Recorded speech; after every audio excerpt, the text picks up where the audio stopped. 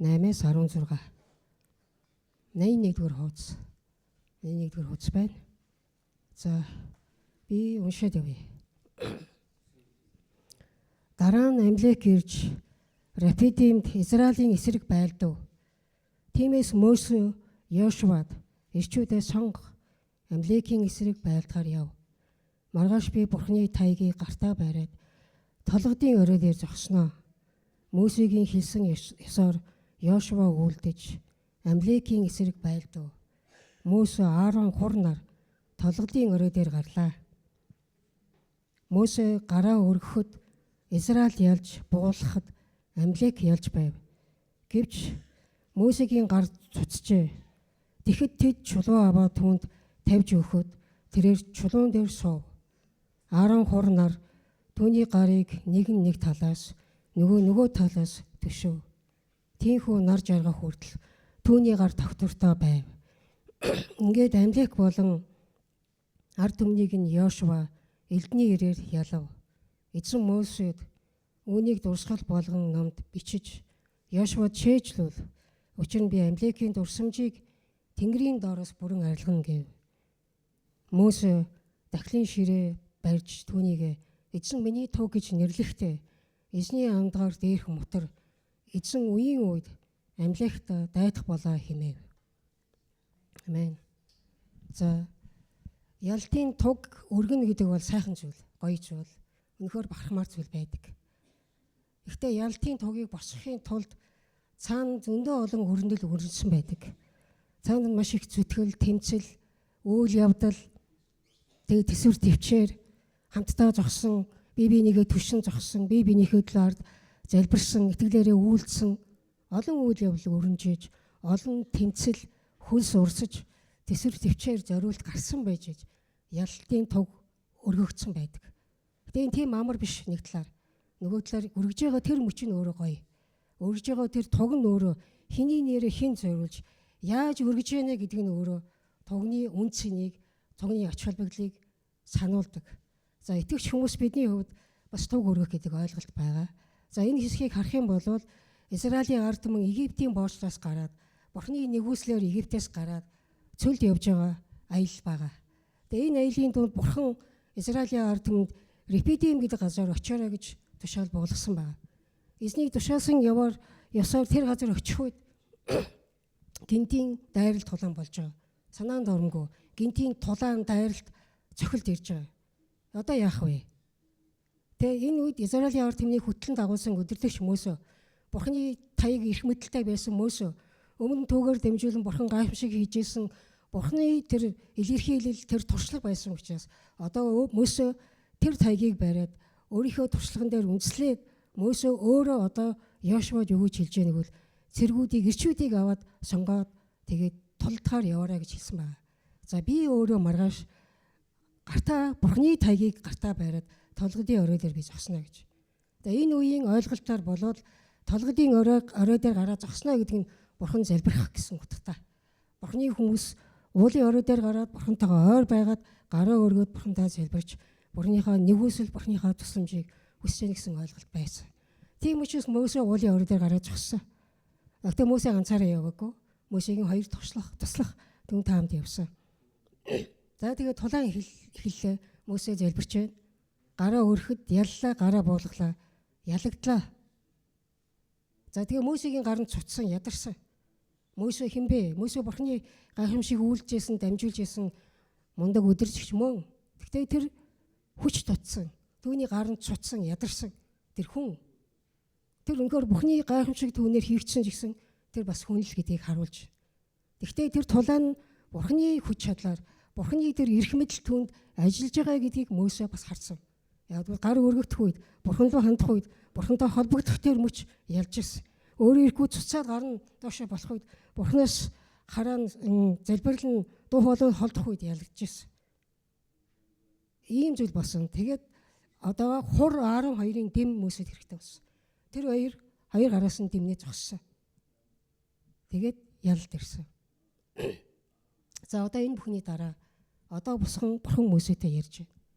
Өмнө нь бол Бурхан гайхамшгуудыг үйлдэхдээ Мөсөдтэй яриад хэлээд хэлсний дагуу Мөсө үйлддэг байсан бол энэ удаа Мөсө өөрөө эхлээд үйлдэл хийсний дараа одоо бурхан юу гэж хэлж байгааг гэвэл үүнийг дурсал болон бичээрэй. Тэмдэглээрэй. Бичээд үлдээгээрэй. За Йошуа тээжүүлээрэй. Өөр нэг орчуулга дээр чихэнд нь ингээ хоногшуулаарай гэсэн байхгүй. Йошуагийн чихэнд хоногшуулаарай. Энэ цаг үеэс Йошуагийн нэр гарч ирж байгаа. Йошуа дараагийн Мөсег залгамжлах удирдагч болох байсан.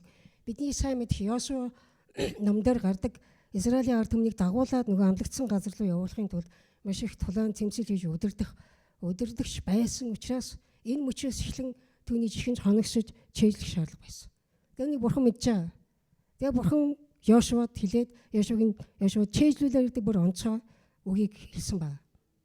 За би Амлекийн дурсамжийг байхгүй болгоно. Би Амлекийг устгах болно гэж бурхан өөрөө амлалтыг өгсөн. Би өгөх болно.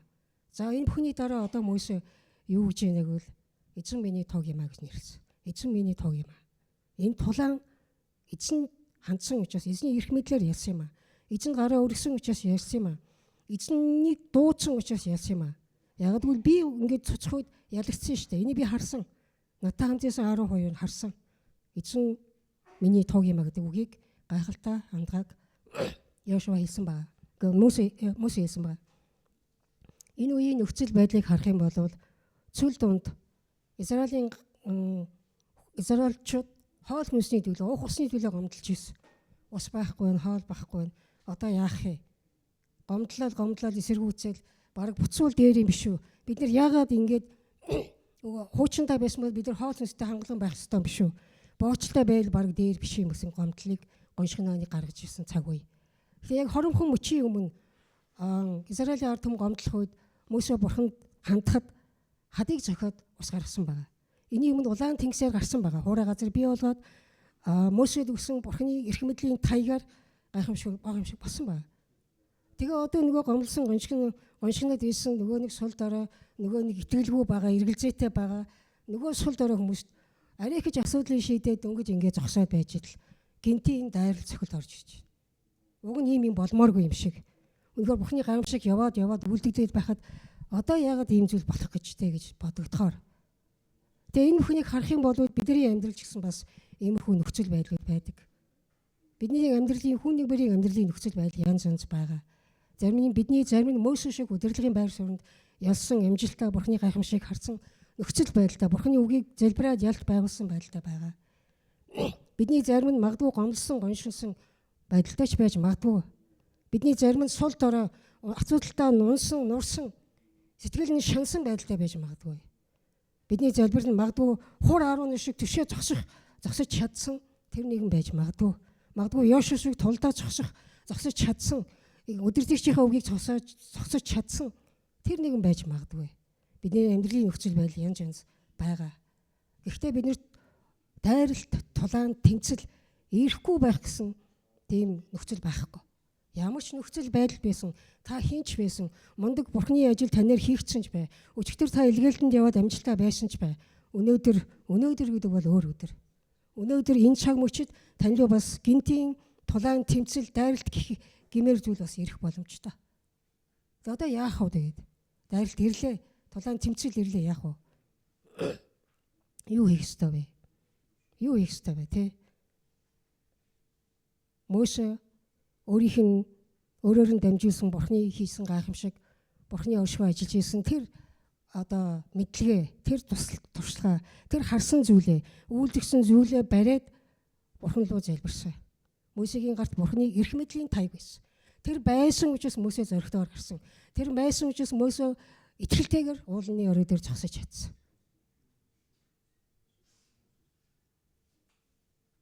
Тэгээд бид нар өөрсдийнхөө миний гарт тэгвэл өнөөдөр бидний гарт юу байна вэ?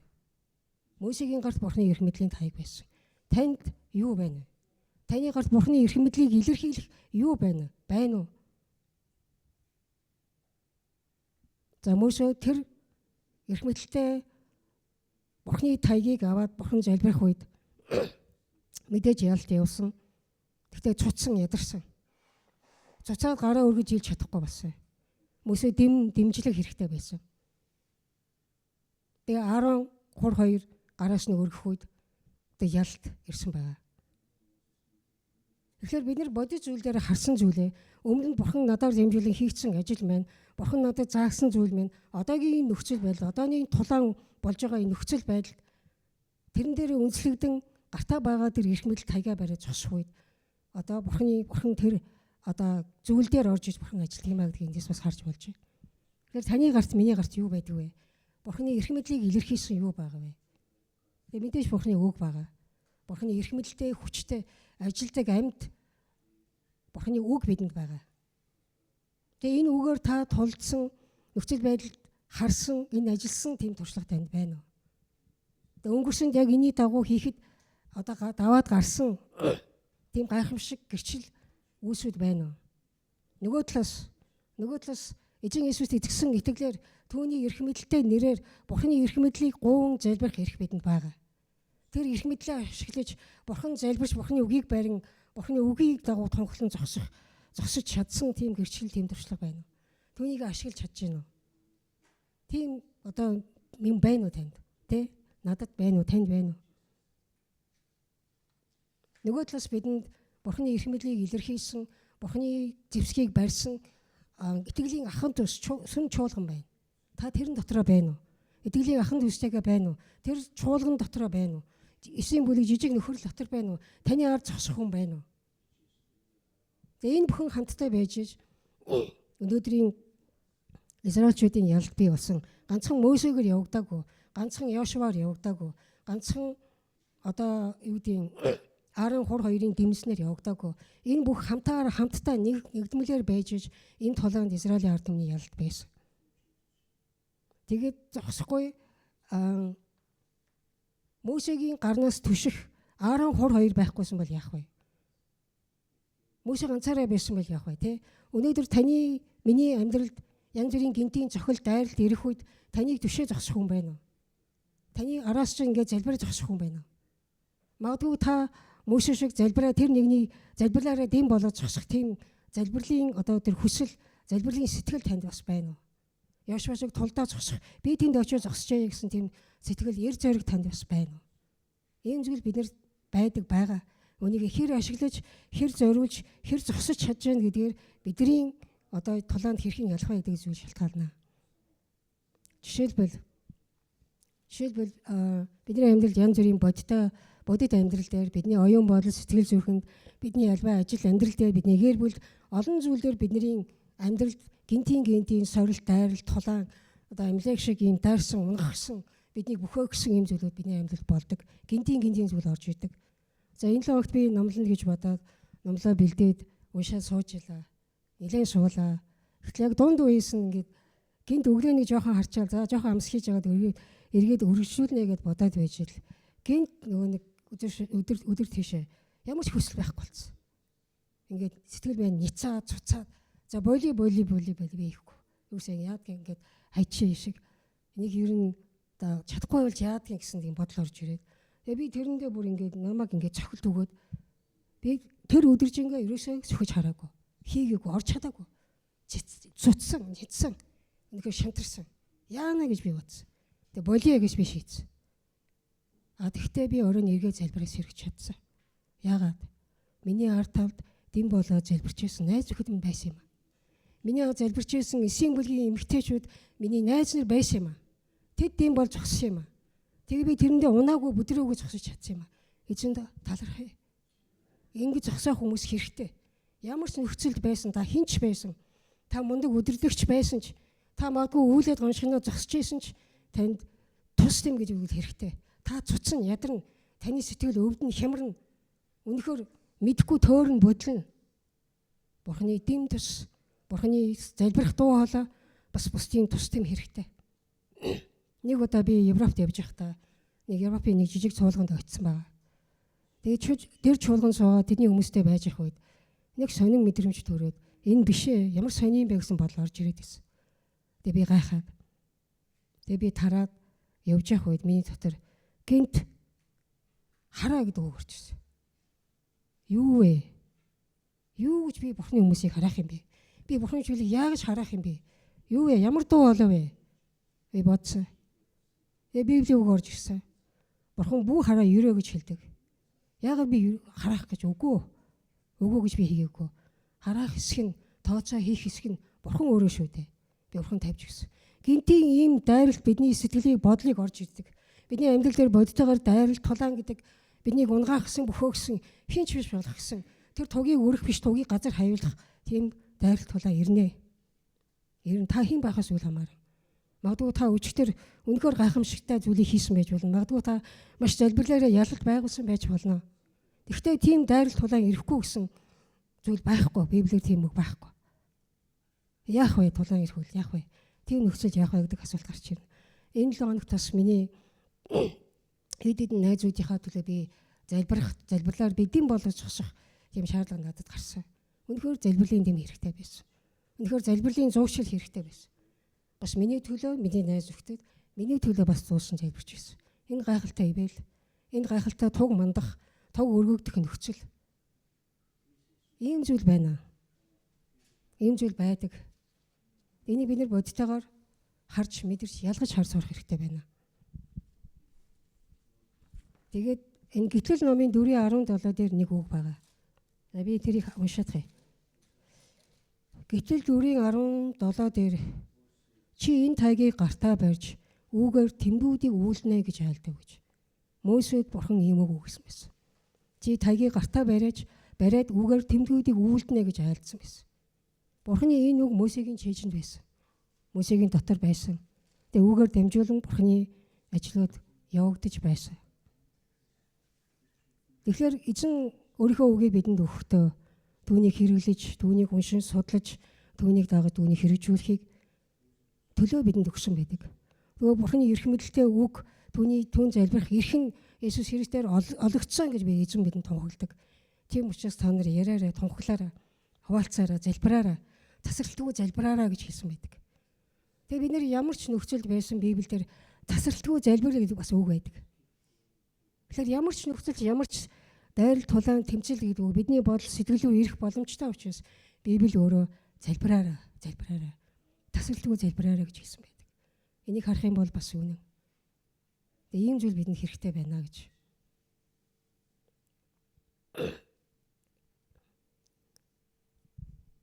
Бас өнөөдөр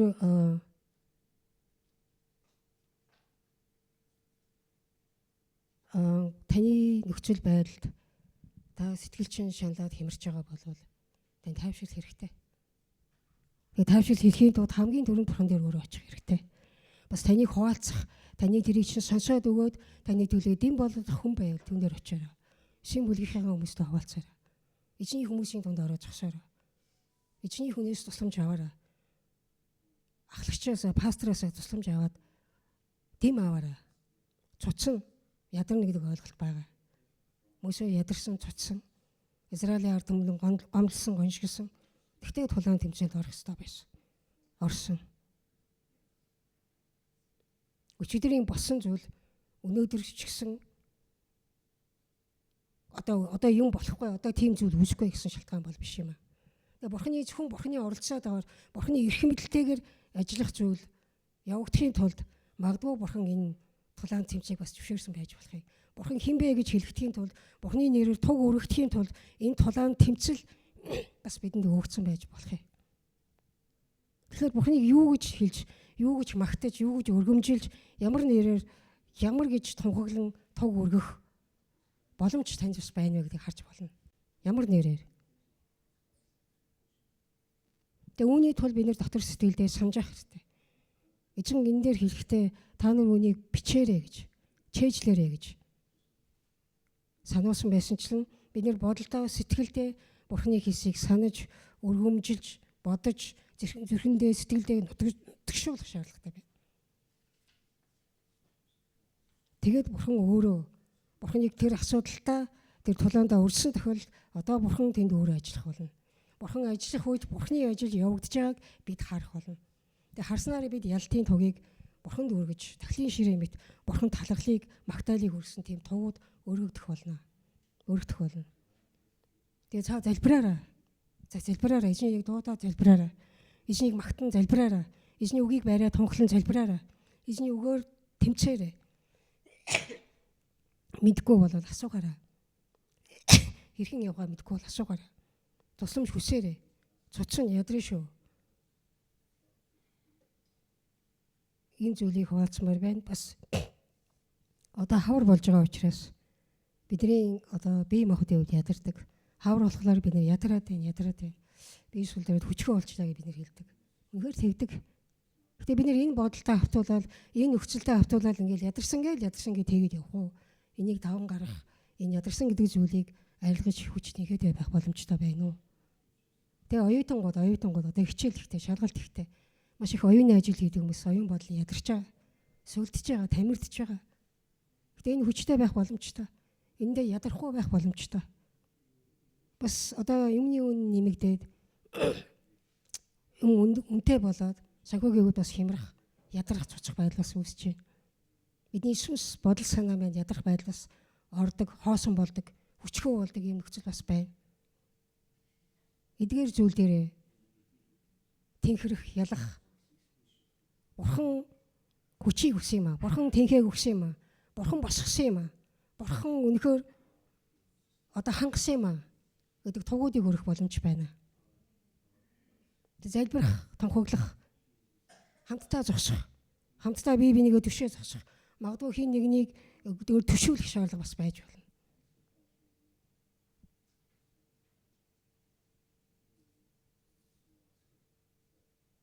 Тэгэхээр эзэн өөрийн хүмүүст ялтын тугийг өгдөг. Тэр нь эзний нэр, эзний алдар, эзний эрх мэдэл байдаг. Туг өндөр өргөгдөхөд харагдах хэрэгтэй байдаг. Туг улам илүү өндөр өргөгдөх тусмаа олон хүмүүс харагддаг. Тэгээд туг нь өөрөө бидний бахархал, бидний хүндлэл, бидний магтаал, бидний эрхэм, бидний омогшил болдог. Тэгэхээр ийм омогшлыг гаргаж харуулвал ямар гоё вэ? Таны дотор ямар туг өргөгдөж байна вэ? Таны сэтгэл дотор, бодол дотор ямар туг байна вэ? Өнөөр өргөсөн, ялсан, хүндэлсэн, магтсан, талархсан туг байна уу? Тийм үг таны амнаас гарч байна уу? Би эзний үгийг бариад зогссон учраас эзэн минь миний би өвдөд шаналаад байна. Та эдгэж өгөөч гэж хэлсэн учраас тунгах хүссэн учраас би идэршимэ гэсэн идэрлийн туг байна уу? Бурхан эдгээсэн гэсэн туг та өргөж чадж байна уу? Би үнэхээр ядраа цуцах үед эзэн хүчийг өгсөн юм а. Эзэн миний хүч чадал гэсэн тугийг та өргөж харуулж чадж байна уу? Би үнэхээр үүлэн зогсох үедээ Бурханы тайвширлыг аваад Бурхан миний тайвшрал гэсэн тугийг та өргөж чадж байна уу? Тийм гайхуулах зүйл байна уу? Эзний нэрийг өргөсөн гайхуулах зүйл байна уу? Тийм магтаалын тахлын ширээ та босгож чадж байна уу?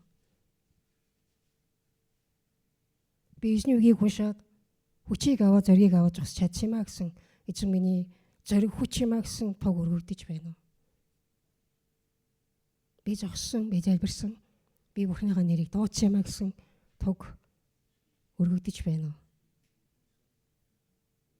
Эзэн Иесус Христийн дотор түүний эрх мэдэлтэй нэрээр бид ялах эрх мэдэл өгөгдсөн. Нөгөө талаас эзэн Иесус хоёр дахь дахин ирэх үедээ тэр төмөр таягаар үндэснүүдийг захирах болно гэж хэлсэн байдаг. Эзэн Иесус захирдаг. Түүний эрх мэдэл ажилласаар л байгаа. Түүний нэрээр ялалт бас бидэнд байгаа. Тэр тугууд өргөгдөх болно. Та тугийг өргөөрөө. Туг өргөдөө, туг намруул ямар гоё вэ? Айгуу дээр өндөрөд өргөдөө туг намруул ямар гоё вэ? Ямар гоё харагдах вэ? Тэгвэл та магтаалын, тархлын, хүндлийн эзэн миний хүч, эзэн миний ялалт гэсэн тугийг намруулад үзээрэй. Намруулаарай. Харагдуулаарай. Харагдах болно. Танигдах болно. Тэр гэрчлэгдэх болно. Тэгээ хүмүүс зүрхэндээ хүлээж авна. Тэгээ түүний дагуух гэрчлүүдийг дахин дараа үедээ дамжуулах болно. Ийм дамжуулах тугуудыг өргөцгөөё гэж би таадыг хүлээлж байна. Мартаж болохгүй шүү. Амархан мартдаг. Өчигдөр болсон зүйл Израилийн ард түмэн 10 гамшиг болоод гамшигыг харсан, улаан тэнгисээр гарсан. Тэгсэн мөртлөө мартсан юм шиг, зүрхэнд нь юуч байхгүй юм шиг, эзний үгс явдаг юм шиг мартаал гонгоны зогсож ирсэн шүү дээ. Гомдлоо зогсож ирсэн шүү дээ. Итгэхгүй эргэлзээдэл хашгираа зогсож ирсэн шүү дээ. Бити мартаарай. Чэйжлээрэй, зүрхнийхээ самбарт бичээрэй. Оюун бодолдоо оруулаарай, нутагшуулаарай. Бурханы үгийг оруулаарай. Бурханы үгийг чэйжлээрэй. Бурхны үгийг ингээд өөрийнхөө одоо дотор амьдруулаарай, ажилуулаарай. Энэ ялтын төг болох болно. Тэгээд бодтой бид нэр үүсүүдийг бодтой ялтын төгүүдийг бас болох болно. Энэ амар биш ээ. Энэ амар биш, амархан биш. Бага боломжтой. Тэгээд бид нэр заримдаа хэрэглэж чаддгүй. Заримдаа хэрэглэдэггүй. Хэрэглэхээж хүсдэггүй. За яг хоо ингээ болчт юм чинь би ингээ явсан юм чинь өөрийнхөө туршлагаараа өөрийнхөө нөхцлөөр харах гад байдаг. Эсвэл хэлээд байгаа ийм байна гэдэг дамжуулах гад өгөх гээд байгаа юмыг үгүй гэдэг авахгүй бас тохиол бас байна.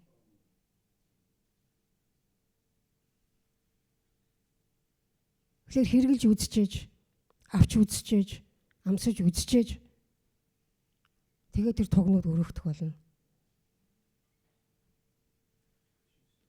Тэгээд та бүхэн ялсан, амжилттай байсан, үр дүнтэй байсан, сэргсэн, идэрсэн, тэнхэрсэн, эргчлөөдөө болсон гэдэг тогнуудыг өргөсөө хэмээн урьж байна.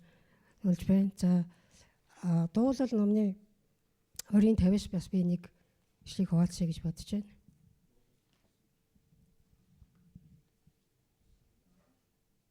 Дуулал 25. За энэ дэр нэг юм үг байгаа. Бид ялалтад чинь баярлан дуулж Бурхныхаа нэрээр бид тугаа мандуулах болно гэж. Ингээд бид баярлах болно. Ялсан та, амжилттай байсан та, үр дүнтэй байсан та бид баярлан баясах болно. Тэгээд бид Бурхныхаа нэрээр тугаа мандуулах болно.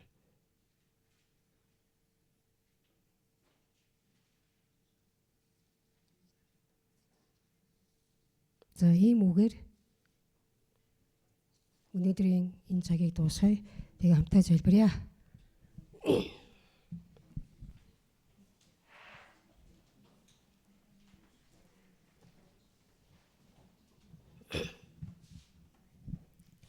Тэнгэрлэг ер бусын агуу хүч чадалд Бурхан эзэн минь ээ.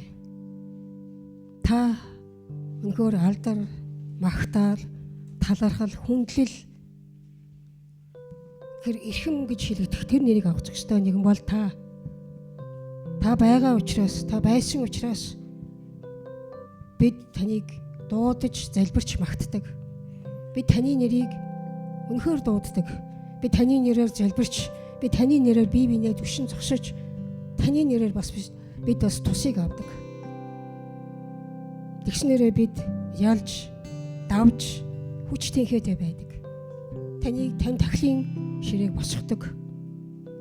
Эзэн минь ээ, өнөөдөр би ямар ч байсан, өнөөдөр би ядарсан ч, бомдлсон ч, би амжилттай байсан ч хамаа байхгүй.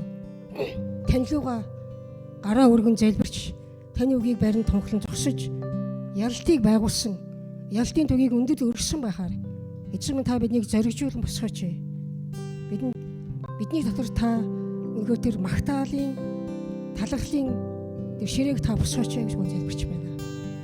Өө эзэн минь ээ, та бол бидний ялалт, та бол бидний эдгэр найдвар, та бол бидний өнөхөр хүч, та бол бидний зам, та бол бидний хончин, та бол бидний хүч, яруу алдар тань талархлыг өргөж байна.